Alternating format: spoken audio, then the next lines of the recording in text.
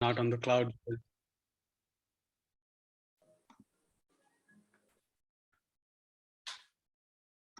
Okay, I guess we're ready to get started. Yes, we are. We are. So, good morning, everyone. Once again, welcome to the Cultural Integration Fellowship. We were founded in 1951 by Dr. Haridas and Beena Chaudhary as a center of universal religion and spiritual practice. And in keeping with the spirit of unity and diversity, we honor the spiritual traditions of diverse cultures and religions.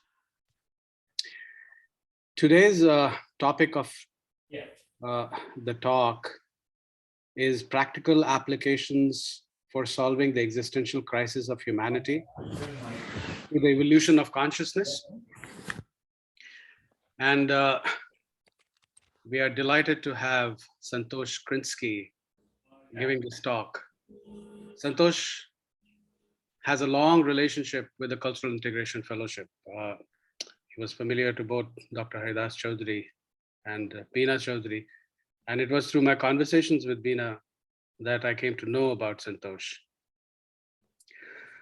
Santosh has been studying Sri Aurobindo's writing since 1971 and has a daily blog at sriaurobindo.wordpress.com and podcast at anchor.fm/Santosh-Krinsky. He's the author of 16 books and is editor-in-chief at Lotus Press. He is president of the Institute for Holistic Education, a nonprofit focused on integrating spirituality into daily life. He has spent more than 48 years building and developing infrastructure for publishing, distributing, and educating about the spiritual path of Sri Aurobindo, as well as developing and guiding companies at the forefront of publishing books and distributing books and products to support the natural market as well as the metaphysical market in North America. Now, before I hand over the screen to Santosh, I would like to read a poem from Dr. Haridas Chaudhary. It's a short poem, but a beautiful one. And this is from the collection, once again, The Rhythm of Truth.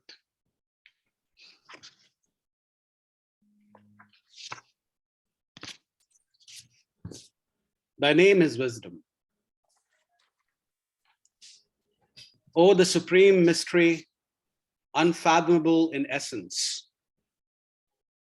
Thou art visible only to the soul's inward eye, for thy name is wisdom.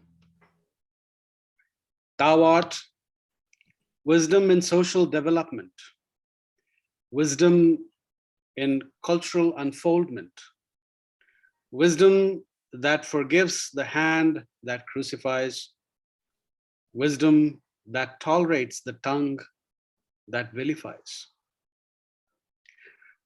wisdom that reveals the grandeur of truth, wisdom that teaches the unity of all beings, wisdom that fights universal freedom to win, wisdom that sees pervading all existence, one all fulfilling spiritual essence. Let's take a moment of silence to dwell on those beautiful words.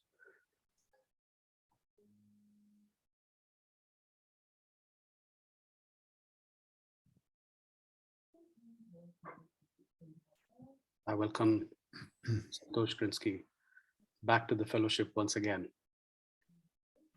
Well, Thank you for Thank you.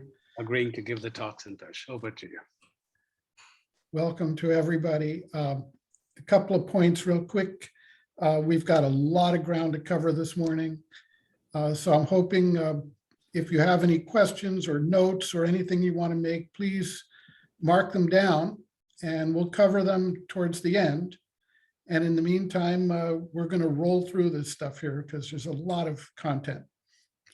So the topic, solving the existential crisis of humanity through the evolution of consciousness,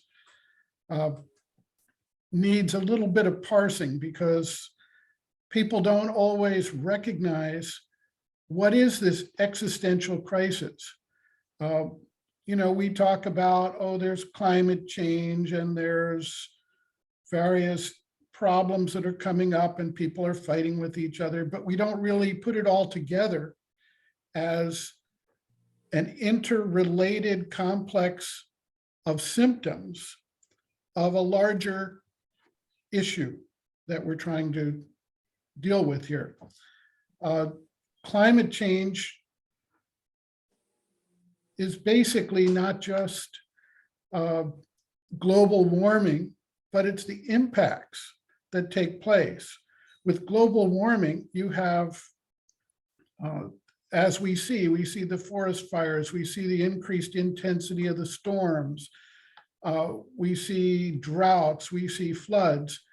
But what we're not recognizing is that the glacier melt that's taking place in Greenland and elsewhere is driving a lot of very cold fresh water into the oceans and changing the salinity of the oceans with potentially catastrophic impacts.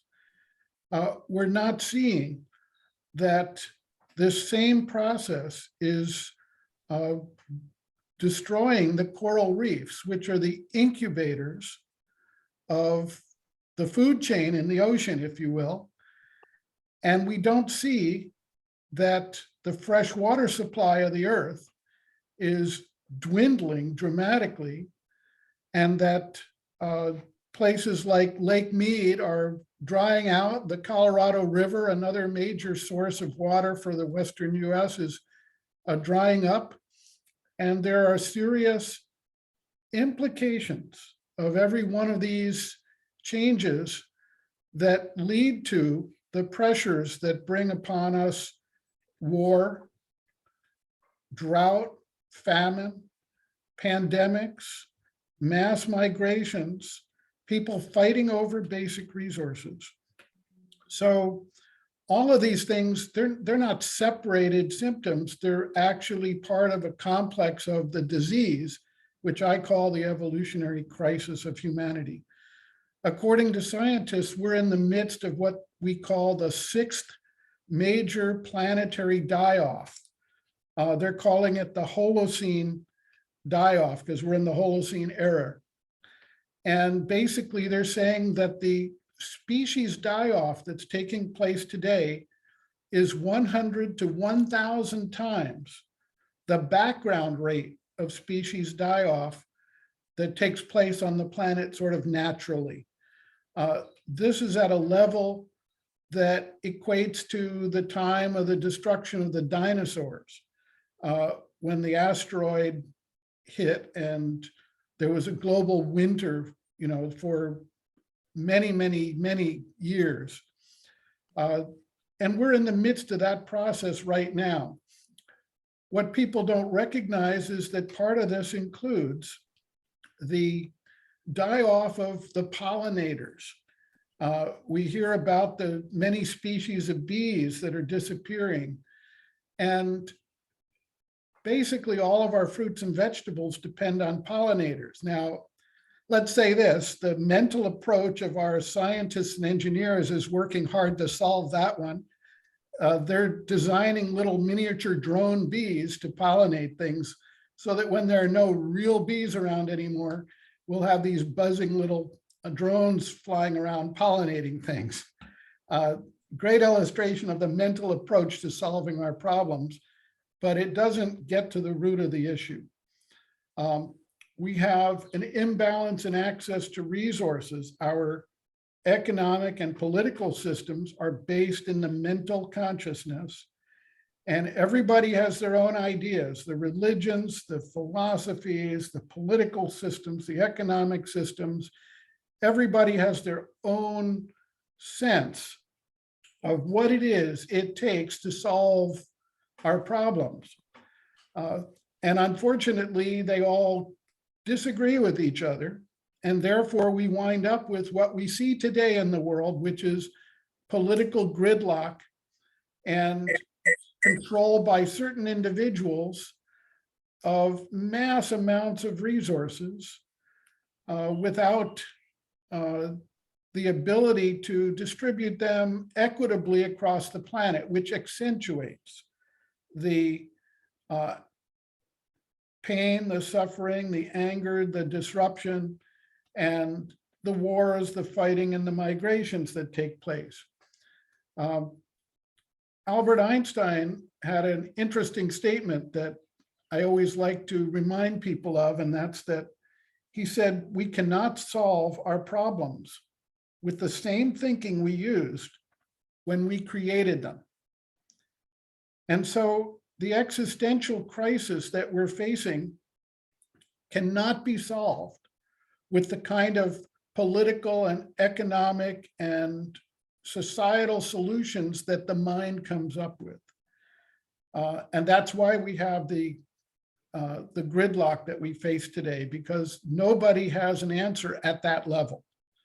Mental solutions have not worked and will not work. We need a new paradigm. It's at this point that Sri Aurobindo comes into the picture. And I have to say, back in 1971, when I first came across Sri Aurobindo's The Life Divine, I was struck by how prescient and how clear his view of the process of what I would call the evolution of consciousness, or what he calls the evolution of consciousness, was. If you look at evolution, well, let's step back one step. The crisis we're facing today is not an impossible challenge. It may seem impossible if you really spend time focusing on all the things I just mentioned. You'd say, how are we going to get out of this? Some people want to just go to Mars and abandon the world. Other people just hope that somehow big tech is going to solve all these problems and we're going to come out of it. But it's actually part of a deeper process of nature. Nature creates a major crisis for us to be able to thereby, or for all of existence to thereby make the next evolutionary leap. When we are happy, satisfied, contented, everything going fine, we don't make the efforts to change things. And as a result, we need, and we see in humanity's history, we need a major crisis to focus our attention. And so nature presents this crisis to us. And that gives us the energy to move to the next cycle of evolution. If we look at the evolution of forms, and we go back to Darwin, and he said, oh, there's an evolution of forms, and the different beings evolve one from another. He got the mechanism pretty much right. What he didn't get to was the underlying impetus, the impulse that creates the evolution of forms.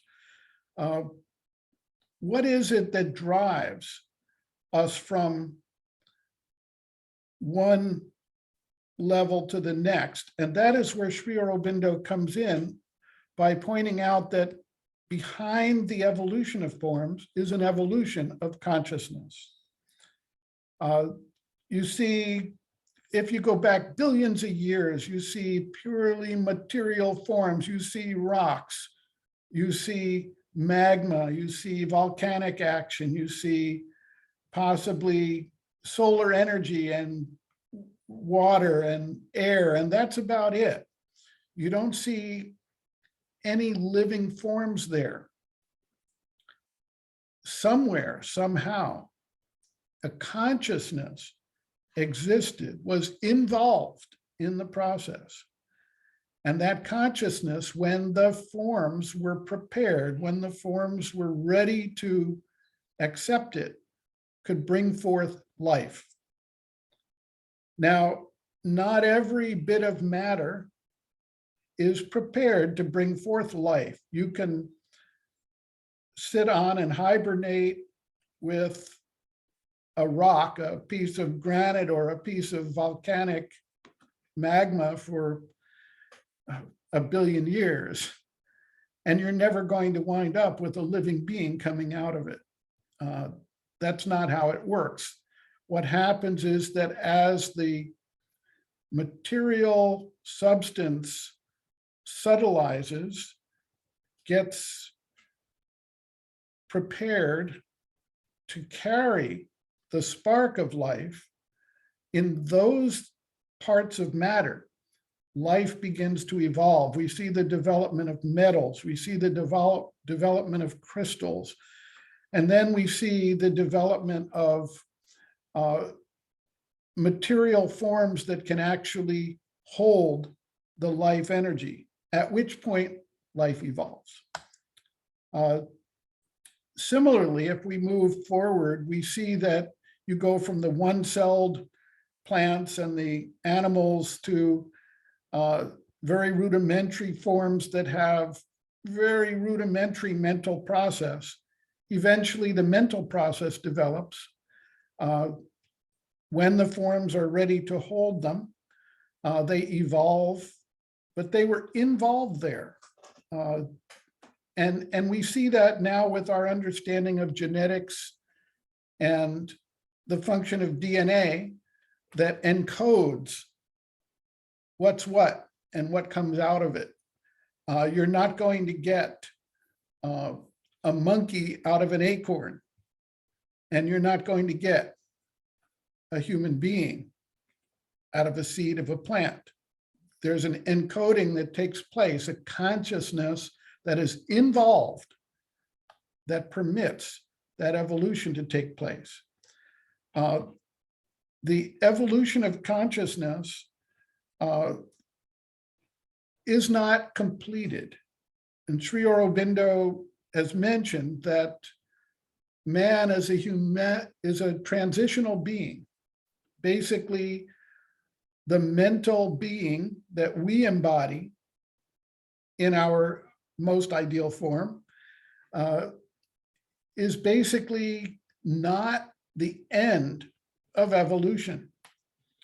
Just as life evolved out of matter and mind evolves out of life, he termed the next level of evolution to be beyond the mind, which he called supramental, literally beyond the mind. It's a new form of consciousness that is taking birth within the crisis of evolution, within the crisis that we're facing today. And that is really the secret of why we're struggling with this. We start to see the signs of this taking place, the development of new ways of looking at things, new ways of addressing things. The mind is extremely linear and blinkered and focused, and it sees one line of approach and doesn't respond to the completeness, the wholeness, the oneness of its life and its environment, its circumstances, and its surroundings. So the supramental evolution begins to see things as part of a oneness where we take into account the cradle to grave thinking, the symbiotic relationships. People say, oh, we need to plant trees because we're deforesting trees and they hold carbon dioxide and they create oxygen. Well, we're actually one being with the trees. We provide the carbon dioxide that they need to survive, and the trees provide the oxygen we need to survive. And not just the trees, all the plants. Actually, the single-celled plants in the ocean provide more oxygen than trees do. And we're in the process right now of destroying the ocean food chain, and we're seeing the collapse of the fisheries taking place. These are the existential crises we have, because without the oxygen that they create and without the food chain that they nurture and supply, humanity is basically going to go extinct. That is the nature of our challenge. The supramental consciousness looks at things holistically, globally. It sees that all of the different solutions and all of the different viewpoints and all of the different philosophies and all of the different economic systems and all of the different political ideologies have some grain of the truth within them, but not the entirety. And it is time to have a new view of that. And humanity is preparing, just as matter was prepared so that certain parts of it would hold life, and life was prepared so that certain parts of it could hold the mental consciousness. We see certain aspects and parts of humanity that are developing in order to hold this new paradigm and this new energy. And people who are motivated to try to live a life that brings in, contacts, and retunes their awareness towards this new status of consciousness. So looking at that, we turn to the type of projects that are taking place all over the world that are trying to embody the new paradigm. We see, first of all, let's look at what the mental consciousness is trying to do, because it recognizes this problem that we're facing. You look at big tech projects and they say, well, we need energy production, we need water production, we're going to drop an enormous power plant of $10 billion into the middle of some village in Africa, and that's going to solve their problem. We're going to put in a bore well project or a water supply project with a huge water plant, and it's going to cost $5 or $10 billion, and that'll solve that problem. And what they're not seeing is that these enormous high-tech, high-cost projects do not fit into the environment within which they're being placed. And so they find after some years that these projects tend to fail, and they don't accomplish what they expected them to accomplish. That is essentially a mental approach to things, and it's not sufficient for where we are today and where we need to be. So what a number of people are starting to do is trying to look at the entirety of the situation. And we come then to the project of Oroville, which has some 55 or 60 projects going in different fields in order to begin to apply a new paradigm to many, many different fields of human endeavor. not that any one of them is going to solve the problem of humanity, but that they can begin to integrate this new comprehensive understanding into the way we address the issues we're facing. One example is they have a reforestation project. And when they went to do, when the normal mental solution to reforestation was illustrated some years ago in the island of Haiti, they had a big hurricane, they lost a lot of trees, they needed to reforest. And the governments of the world decided, okay, we're going to do that. And so they took a lot of tree seedlings and they dropped them from the sky, and they got about a 15% uptake of surviving seedlings and declared success. It just so happens that the reforestation project that was successful in Oroville had an experimental team in Haiti, and they did their method of reforestation with something on the order of an 80% success, or 5 times the success rate of trees surviving and thriving to the normal process used by the mental consciousness. How did they do it? What they did when they started in Oroville, which was a denuded plain of eroded land, the first thing they did was they said, well, what is the natural flora and fauna in this area of India?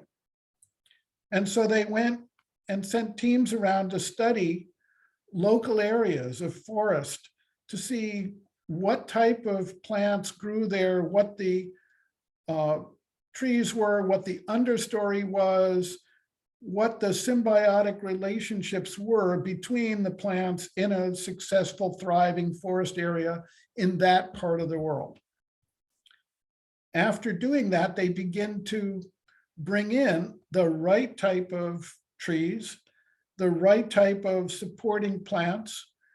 And if you look at Oroville today, it's amazing. I mean, it's like an amazing forested area that is rich and lush, and beyond what they brought in from the natural surroundings, the other plants and the fauna, the animals, the insect, etc., that belong in that type of area, that type of forested area, basically joined of their own to create a diverse, rich, natural, thriving, forested environment that is salvaging that eroded land and turning it into what you might call a tropical paradise. So the difference of the two approaches, in my mind, represents the difference between the mental linear blinkered approach and a more holistic approach that looks at the entirety of the picture, the complete relationship of oneness of all the beings that together make an ecosphere. So in Oroville, they're doing research on a number of areas, not just reforestation, but in things like architecture. The Western approach to global warming is, well, crank up the air conditioning. And of course, cranking up the air conditioning simply makes it worse. You feel better short term, but you're using more hydrocarbons and you're putting more global warming into the atmosphere by doing it. So you haven't solved the problem. You've put a Band-Aid over a symptom and you feel good about it. The approach in Oroville is tremendously different.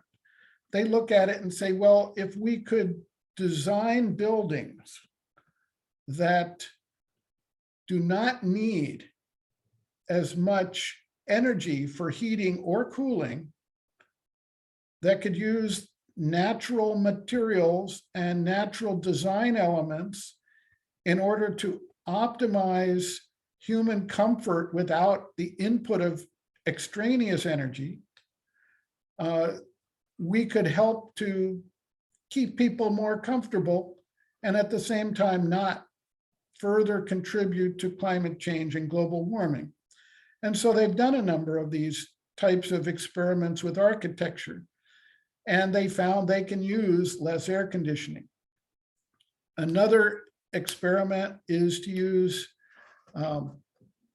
hemp to make hempcrete bricks.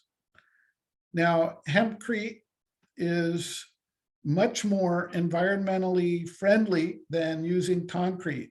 The Western approach, the world approach at this point, is to use concrete, which is one of the most intensive water and energy usage industries in the world. Hempcrete, on the contrary, is much more energy friendly, and it has better survivability. It's stronger. It's also got a better index for how it moderates and insulates energy. So it's a better building material. It's more durable, and it costs a lot less in terms of loss of water and energy. So it's a better solution. And so they're experimenting with that. I understand they're starting to work with the concept of 3D printing of buildings. And if they develop that, and that's just in its infancy right now, you take the hempcrete and you take 3D printing, and you can begin to design buildings using these new architectural concepts that will be truly revolutionary and uplifting. So this is a direction that we see there. The other thing they're looking at, for instance, is with the collapse of the ocean fisheries, there's 1 billion or more people who are going to be starving on this planet, and they're not going to like that. They're going to fight for their survival. They're going to migrate. And this is happening right now. We're overfishing the oceans at a tremendous rate, and we're getting these huge trawling nets out there and just scooping up everything in the ocean. So in addition to climate change destroying the food chain and the incubation through the coral reefs, we're scooping up everything that's mature and less mature in the entire ocean food chain, and basically denuding the oceans of the fish. Well, I'm a vegetarian. That doesn't affect me. I'm actually a vegan. So personally, I don't eat fish, but there are 1 billion people on the planet who do. It's going to affect things.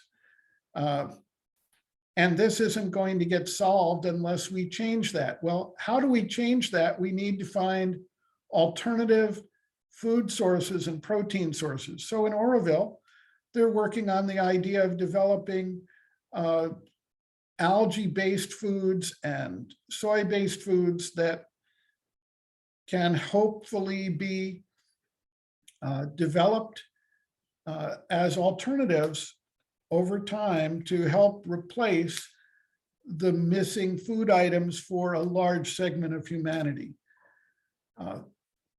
You can see a theme here going across each of these projects, and there's some 50 plus projects. One of them is called EcoFem.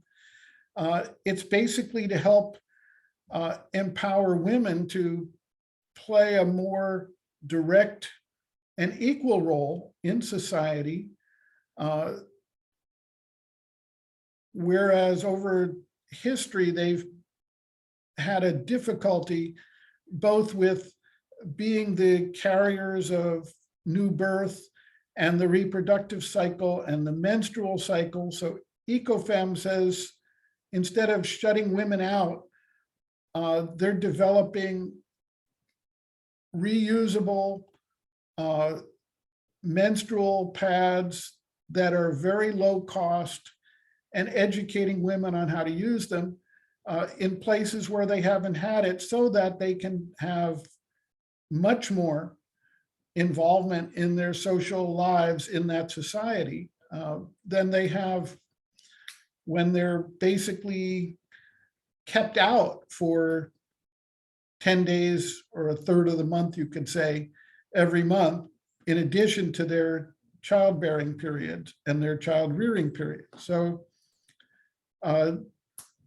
Oroville has so many numerous projects that it's become a beacon for people who are interested in solving the issues. Now, let's say this, Oroville has its own issues because just like everywhere in the world, there's human beings living there, and the human beings are living primarily in their mental consciousness, and they have different viewpoints about things. And so they're also being confronted with the issues of human unity at a much more intense level, because they've got people from many, many different cultures, backgrounds, educations, languages, religions, etc., all trying to find a way to live together there. And I'm expecting that one of these days they will do that. But in the meantime, they have to face these issues while they work on the larger ecological and environmental and existential issues that we all face as humanity. One of the things that has come out of this in the last couple of years, Oroville International USA has developed a project called Flourish. And you can look it up at aviusa.org/flourish. And that project is there to support the Oroville projects that are doing these various things and to help them flourish, with the idea that they should be reproducible, scalable, and sustainable. And so instead of dropping a large water plant or a large electrical plant into a local community where the people aren't prepared for it and aren't able to support it and deal with it, they want to find projects that are low tech, that are suited to a local environment, and that the local people can apply themselves. Instead of someone coming in from outside and doing it for them, they want to provide projects and opportunities that people can apply locally and grow with and live with, using the methodologies similar to what we spoke about with the reforestation program. There are also programs in waste management. Pollution and waste management is one of the largest problems we have as humanity, because we do not recognize what we call the cradle to grave of the things we produce. And so we put large amounts of plastic material into the oceans, and we're creating a huge garbage patch in the oceans, which complicates that problem because we have no solutions. The solution we have as mental beings is let's ban plastic straws. And I guess that's fine, let's ban plastic straws, but we haven't got to the root of the problem there. So there's a group at Oroville working on how to deal with waste management, really looking at the end products of what we as humanity are creating in order to live on the planet. How to make sure that we have a life cycle that incorporates the death of our finished goods and reincorporates them in. And that project is called Waste Less. Each of these steps is looking at one aspect of the larger issues of humanity. So I've become a big fan, if you will, of that Flourish project. And I think it's not that that project alone is a solution, or that Oroville alone is the only place where these things are happening. We see rising up all over the world these ideas and these visions. Oroville may be one concentrated beacon of experimentation in these directions, but in reality, there is one, as Teilhard de Chardin said, one noosphere, one mental atmosphere that permeates the entire planet. And as some individuals begin to link to this new paradigm, this new consciousness, we find that it's popping up everywhere in the world. And whether people recognize and talk about Sri Aurobindo or not, or the mother, is really not the relevant point. The relevant point is, are people starting to recognize our interdependence with each other and with the world we live in? Are we looking at the oneness of the universe? Are we recognizing that we need to be living in a harmonious way to our environment and with others? And are they starting to develop solutions that implement this paradigm? And Oroville then becomes one point of light, one example of what's happening and starting to happen all over the world. And that is the sign to me that the next phase of the evolutionary development of consciousness is becoming active and is starting to address the imbalances that our mental consciousness has inadvertently created. What you may say are the unintended consequences of the development of mind now have to be addressed as the intended solutions of the supramental consciousness. And so I think that's basically what I had to say today. I'm sure there are some questions and some discussions, so let's open it up. We have a few minutes left. Thank you. Thank you very much, Santosh. That was absolutely wonderful. A beautiful structure to your talk when you outlined the nature of the problem of existential crisis and that we as humanity are facing. The cause of the problem, of course, the mental, and the solutions, and Orwell as a case study. So that was absolutely beautiful, very much in line with what both Mother and Sri Aurobindo have emphasized, that mind is certainly not the instrument for knowledge, but it can be a wonderful instrument for conveying knowledge. And I think that came out very, very beautifully. Thank you once again. Let's open it up for comments, questions, interactions, and so on and so forth.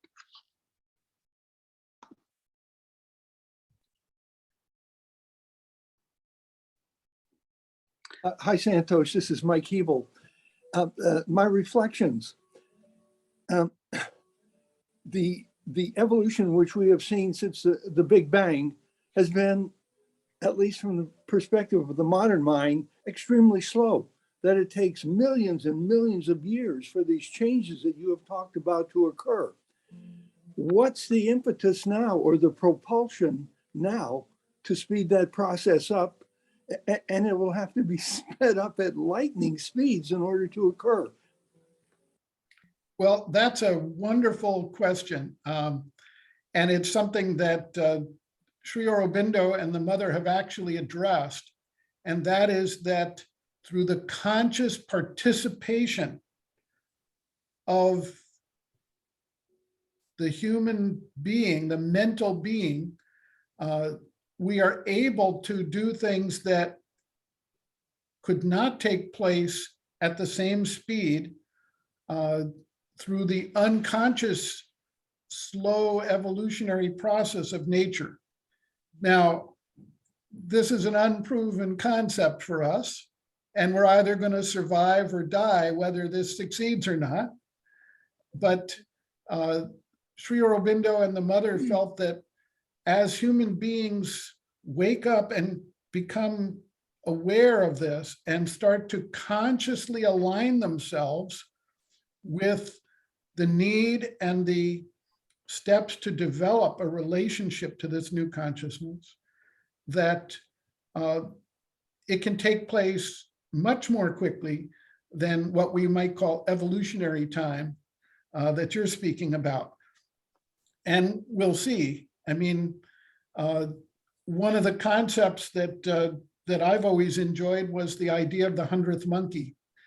And that is that at a certain point in time, when enough beings of a certain species learn something, that it quickly can promulgate across that entire species. And so we don't need 8 billion people all to evolve to a new understanding for that new understanding to become operative. We don't know how many it takes for that 100th monkey to operate, but under the pressure that we're in right now, I'm hoping that this process will in fact take place relatively quickly. Thank you. I'd like to, this is Ricky Polycove, and on the heels of what Mike Hebel just expressed, I've basically had a 41-year career in medicine and have proposed to the women that see me and the clinicians that I teach that there is biologic evolution, which is what Santosh, you've so beautifully outlined, which is that very slow, in a certain sense, randomly selected adaptive capacity for life, a la Darwin. And then that healthy biologic evolutionary being has this other opportunity, which is supermind, but that awareness that I think Gregory Bateson expressed, you know, in the anthropology literature many, many years ago, that everything's connected to everything. And so one of the joys I feel presently, as discouraging as the science is that we have a university, California Institute of Integral Studies, founded on Haridas Chowdhury's teachings, timeless teachings, that in the midst of everything, CIIS is in better shape than ever. And so I'm pretty optimistic that with the kind of wrestling and entropy that we have with our courageous students, that we're sowing the seeds in a way, you know, that is in harmony with Oroville, but with sort of tentacles that are far-reaching, because so many of our students are international, as well as zealot, local, you know, US-based students to make the world a better place. So I see signs that are actually optimistic in the midst of the shadows. Well, that's great. You know, a lot of people say that entropy, or the dissolution of systems, the winding down of energy, is inevitable. And I actually see it in the opposite way. I see that you have an increasing concentration of consciousness through time, and therefore we're not in a phase of entropy, we're in a phase of concentration and increase of energy. And if you look at it that way, eventually this next transitional step will be completed and the new consciousness will take its role in the universal creation. There's no doubt in my mind. And I think at least, you know, where science meets the ineffable is what one might call simply the power of prayer, but this higher mind state that actually exerts a force. And that's where I think it's incumbent upon all of us who hold that wish and that ardent, loving light to invest in that. You know, and that, again, I don't say that at the end of a continuing medical education talk, but there's a lot of literature in medicine published really since the 70s, but it's incredible, showing the effect of distance healing on biologic outcomes. So we have many examples where it actually affects human feelings and enlightenment that appears to come from nowhere. Like, I didn't even try that hard and didn't have to have ayahuasca or LSD, but now I understand I'm at one with everyone. So, you know, we have to beam that a little bit more assiduously towards China, I think. So we have a few billion people to come onto the party. Thank you.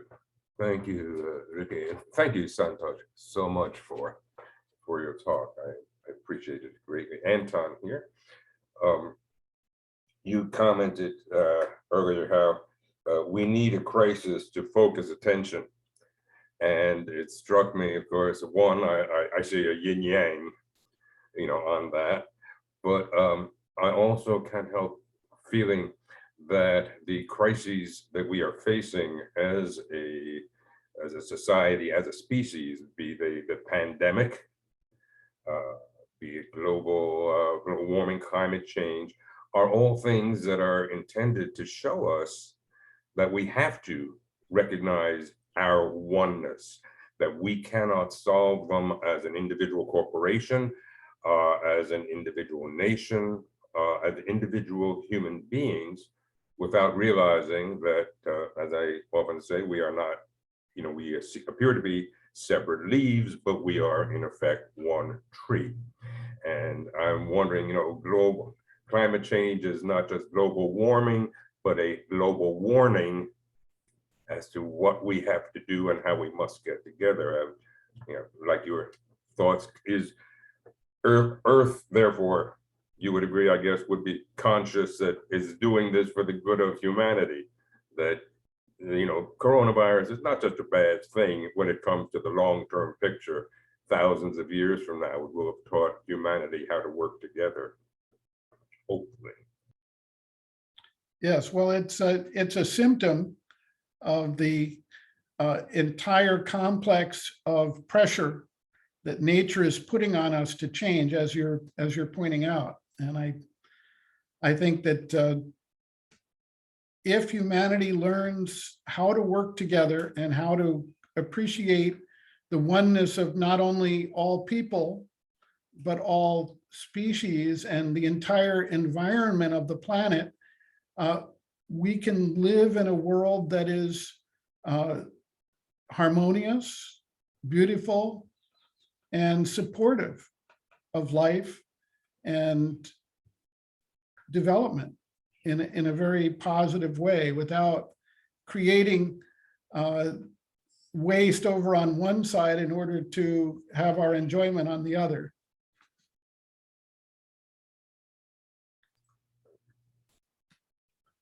So I did want to conclude with a short quote from Sri Aurobindo, and that is, "The most vital issue of the age is whether the future progress of humanity is to be governed by the modern economic and materialistic mind of the West, or by a nobler pragmatism guided, uplifted, and enlightened by spiritual culture and knowledge." And that's really our challenge. Hi, Santosh, Mike Hebel again. Before you go, I like the way you put your talk together today. And as I know you're the editor-in-chief of Lotus, is there one or two publications that you have produced in the last several years that I could follow up or others could follow up on as a way to supplement the content of your talk today? Not directly. What we publish at Lotus is primarily the major writings of Sri Aurobindo in the US editions. And I do a daily blog, and I've been doing that for over 12 years, and systematically go page by page through Sri Aurobindo's major writings, and take up whatever the topic of the day is that next page. Today's topic actually was something about pain management.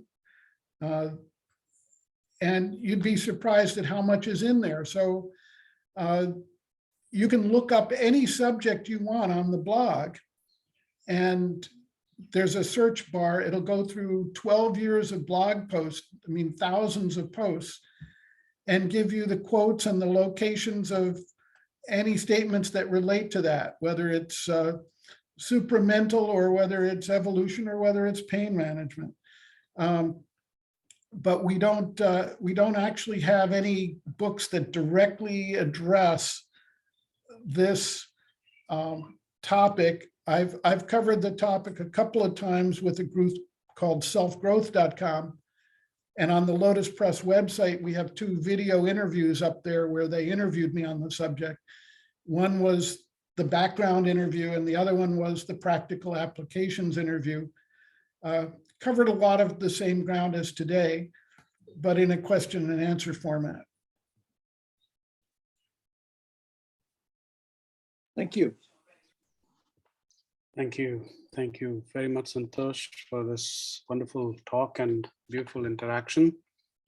And thank you everyone for joining in. I will be reaching out to Santosh more often than not in the future, so that we can have him consistently present at the fellowship. These topics are extremely important, and I personally feel that both Mother and Sri Aurobindo are as relevant today as they were when they were in their respective bodies, and writing about these stuff. So in fact, I would say that they have become even more relevant, in particular with respect to how the mind works, how the mind needs to be transcended, what happens when mind gets transcended, what are the sources of inspiration that we come in contact with, and so on and so forth. At the fellowship, there has been a growing interest in making Sri Aurobindo more and more relevant and contemporary. And that is something that we are emphasizing on, and we are going to emphasize as time progresses. I also wanted to remind us all that Sri Aurobindo's 150th birth anniversary is approaching. It is on 15th of August. I'll be giving a talk next Sunday on that topic. So if you have some time, please spare some time and join us at the fellowship. Thank you once again, and thank you very much, Santosh, for your talk and for your presentation. Namaste. Bye-bye.